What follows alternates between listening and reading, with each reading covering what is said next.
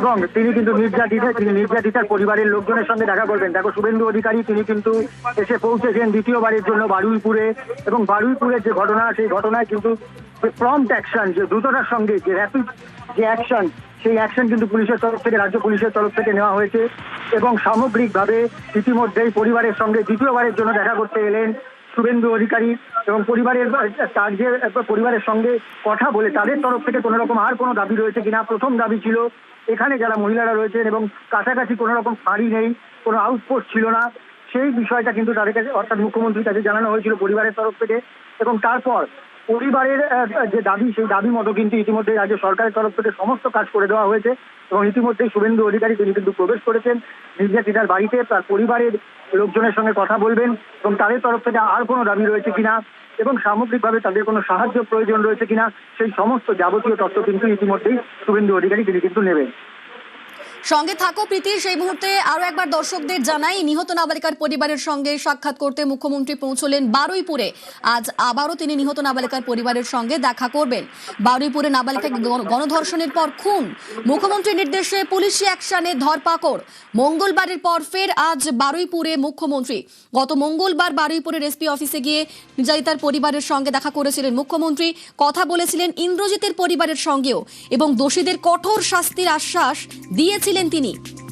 এই নাবালিকার পরিবারের দাবি মেনেই সূর্যপুরে নতুন একটি পুলিশ ফাঁড়ি তৈরি করার কথা বলেছিলেন শুভেন্দু অধিকারী, আর যা ইতিমধ্যেই তৈরি হয়ে গিয়েছে। আজকেই সেই ফাঁড়ির উদ্বোধনও করবেন মুখ্যমন্ত্রী শুভেন্দু অধিকারী।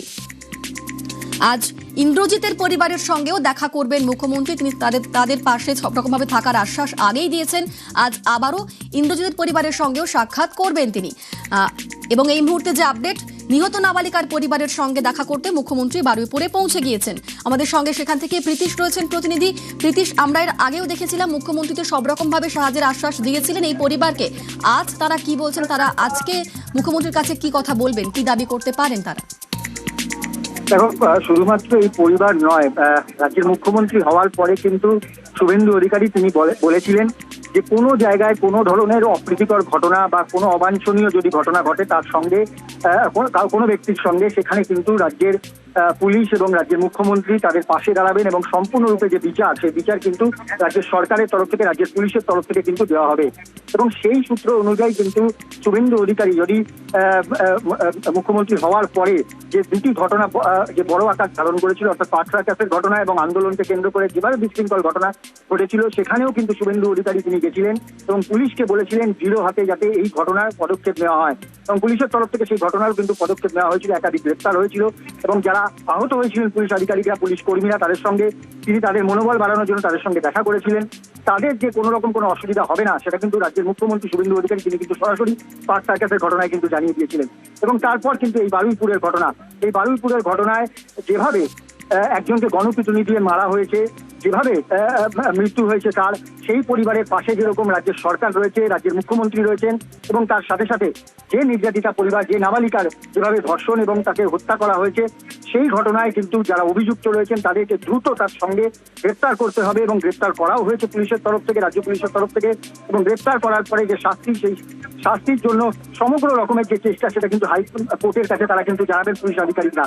তবে বিরোধী দলনেতা থাকাকালীন কিন্তু শুভেন্দু অধিকারী বারবার করে বলেছিলেন শুধুমাত্র পুলিশ প্রশাসনকে দলীয় কাজে ব্যবহার নয়, প্রশাসনিক কাজেও কিন্তু ব্যবহার, এবং আইন শৃঙ্খলার যে সমগ্র যে নিরাপত্তা, অর্থাৎ সাধারণ মানুষের যে নিরাপত্তা, সেটাকে কিন্তু সুনিশ্চিত করতে হবে।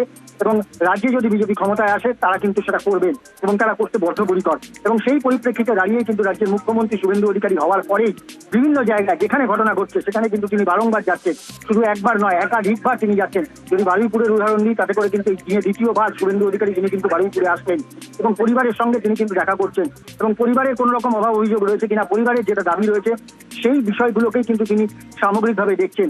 শুধুমাত্র সামগ্রিকভাবে বিভিন্ন রাজনৈতিক দলের তরফ থেকে যেটা অভিযোগ করা হয়, শুধুমাত্র সনাতনী বলে যে দাঁড়িয়ে দেওয়ার যে চেষ্টা বিজেপিকে, সেটা থেকে কিন্তু ঊর্ধ্বে উঠে রাজ্যের সরকার যে কাজ করবে সেই বিষয়টাও কিন্তু পরিষ্কার করতে চাইছেন রাজ্যের মুখ্যমন্ত্রী শুভেন্দু অধিকারী। এবং সর্বোপরি রাজ্যের সরকার যে সাধারণ মানুষ, ধর্ম, জাত পাত এবং সমস্ত রকমের রাজনৈতিক যে পরিধি রয়েছে সেই পরিধি থেকে বেরিয়ে যে তারা কাজ করবে, অর্থাৎ রাজ্যের সরকার যে কাজ করবে দল আলাদা এবং রাজ্যের সরকার আলাদা, এই বিষয়টাকেই কিন্তু আরো একবার পরিষ্কার করলেন রাজ্যের মুখ্যমন্ত্রী শুভেন্দু অধিকারী। রাজ্যের পুলিশ প্রশাসন নির্যাতিতার পরিবারের সঙ্গে বারংবার কথা বলেছেন, তাদের কোনো রকম সমস্যা রয়েছে কিনা সেই বিষয় নিয়ে তারা কথা বলেছেন।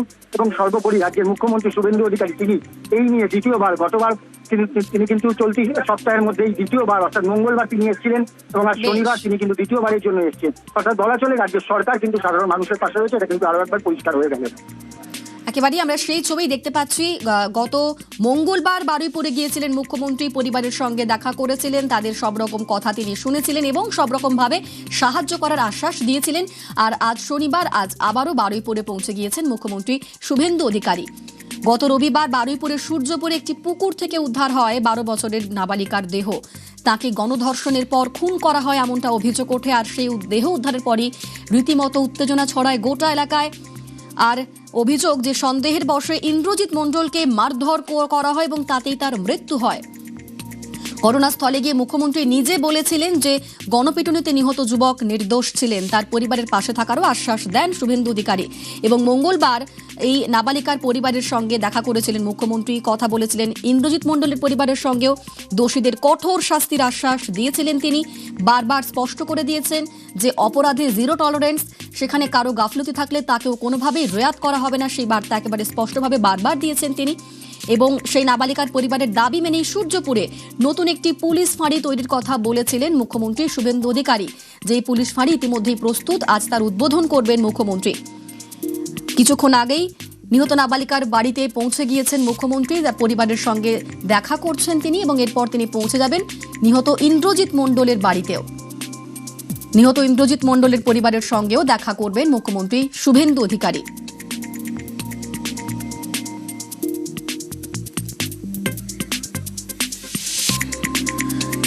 আমাদের সঙ্গে প্রীতিশ প্রতিনিধি রয়েছেন, প্রীতির সঙ্গে কথা বলবো আরো একবার। প্রীতিশ, আমরা দেখলাম কিছুক্ষণ আগেই মুখ্যমন্ত্রী এই নাবালিকার বাড়িতে পৌঁছে গিয়েছেন, সেক্ষেত্রে আজ কোন কোন বিষয়ে কথা বলতে পারেন মুখ্যমন্ত্রী এবং এই যে নিহত নাবালিকার পরিবার তাদের তরফ থেকে কোন কোন বার্তা, কি দাবি তুলে ধরা হতে পারে আজকে? দেখো, আমি দেখানোর চেষ্টা করছি, আরো একবার দেখানোর চেষ্টা করছি, মুখ্যমন্ত্রী শুভেন্দু অধিকারী তিনি কিন্তু বেরোচ্ছেন এবং নির্যাতিতার বাড়িতে কিন্তু তিনি 11টা ঠিক 35 মিনিটে ঢোকেন এবং তারপর তিনি দীর্ঘক্ষণ বেশ কিছুক্ষণ কথা বলেন। 11:30টার সময় নির্যাতিতার পরিবারের বাড়িতে আসার কথা ছিল শুভেন্দু অধিকারীর 11:35 নাগাদ।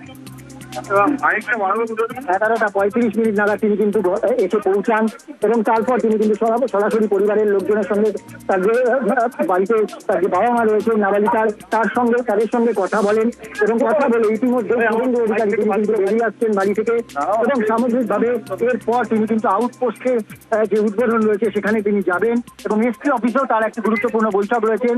ডায়মন্ড হারবার পুলিশে যারা আধিকারিকরা রয়েছেন তারাও যেরকম উপস্থিত থাকবেন, তার সঙ্গে সঙ্গে বারুইপুর পুলিশ যারা আধিকারিকরা রয়েছেন উচ্চপদস্থ তারাও কিন্তু এই বৈঠকে উপস্থিত থাকবেন এবং তারপর সামগ্রিকভাবে যেভাবে গণপিটুনির ঘটনা, নিরীহ ইন্দ্রজিৎ মণ্ডলকে যেভাবে মারা হয়েছে সেই ঘটনায় যারা পরিবারের লোকজন রয়েছেন তাদের সঙ্গেও কিন্তু দেখা করবেন শুভেন্দু অধিকারী এবং তার সঙ্গে সঙ্গে এই ঘটনাকে যেভাবে উত্তেজনার আকার দেওয়ার চেষ্টা চালানো হয়েছিল, তারা এই ঘটনায় ইতিমধ্যেই জড়িত ছিলেন তাদেরকে কিন্তু পুলিশের তরফ থেকে গ্রেপ্তার করা হয়েছে।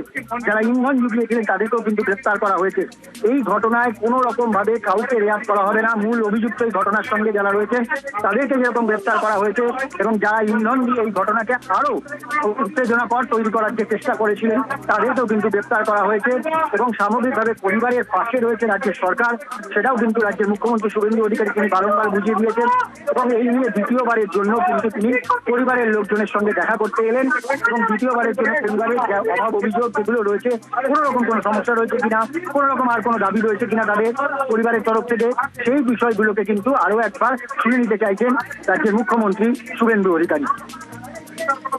একেবারেই আমরা সেই ছবি দেখলাম কিছুক্ষণ আগেই এই নাবালিকার বাড়িতে পৌঁছে গিয়েছেন মুখ্যমন্ত্রী শুভেন্দু অধিকারী এবং নাবালিকার পরিবারের সঙ্গে দেখা করবেন তিনি।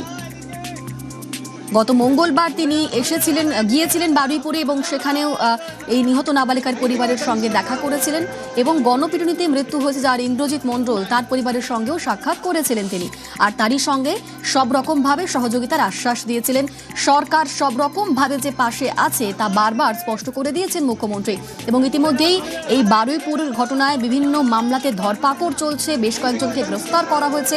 অর্থাৎ পুলিশ যে সব রকম ভাবে তৎপর এবং প্রশাসন যে তৎপর এবং তারই পাশাপাশি প্রশাসন যে এই নিহত নাবালিকার পরিবারের পাশে কিংবা তারই পাশাপাশি এই ইন্দ্রজিৎ মণ্ডল তার পরিবারের পাশে রয়েছেন, সেই বার্তা কিন্তু একেবারেই স্পষ্ট। গত মঙ্গলবারের পর আজ ফের বারুইপুরে পৌঁছে গেলেন মুখ্যমন্ত্রী শুভেন্দু অধিকারী। নিহত নাবালিকার পরিবারের সঙ্গে এই মুহূর্তে তিনি সাক্ষাৎ করছেন।